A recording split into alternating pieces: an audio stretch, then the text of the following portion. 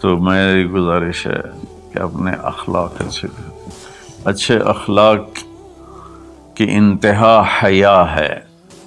حیا اچھے اخلاق کا سب سے اوپر والا درجہ ہے. حیا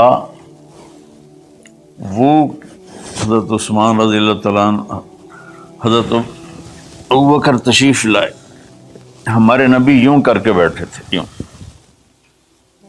یہ پنڈلی جو ہے نا ننگی تھی، تو ابوبکر تشریف لائے، باہر سے آواز دی کہ جی آ جاؤں، تو آپ نے کہا آ جاؤ، اب اسی طرح بیٹھے رہے.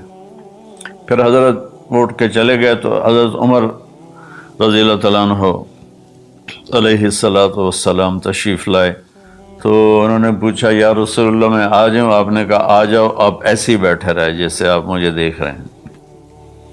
اب شلوار نہیں پہنتے تھے، دھوتی پہنتے تھے. تو تھوڑی دیر کے بعد باہر سے آواز آئی حضرت عثمان کی کہ یا رسول اللہ میں اندر آ جاؤں؟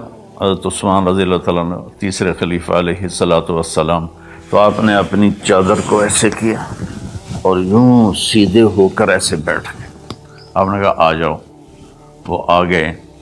تو جب وہ اٹھ کے چلے گئے تو ہم عائشہ رضی اللہ تعالیٰ عنہ علیہ السلام یہ سارا منظر دیکھ رہی تھی.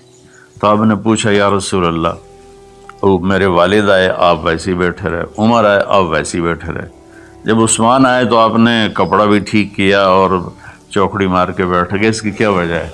کہا عائشہ عثمان بڑے حیا والا ہے، یہ اتنے حیا والا ہے کہ اس سے فرشتے بھی حیا کرتے ہیں، تو میں کیوں نہ کروں؟ اگر میں اس طرح ہوتا تو وہ مجھے دیکھ کے ویسے ہی واپس چلا جاتا، وہ ایسے حیا والا ہے.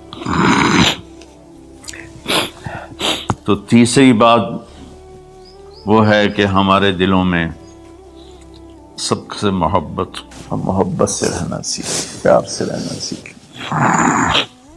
اپنے اخلاق کو ٹھیک کریں، زبان کا بول میٹھا، دل کا جذبہ سچا.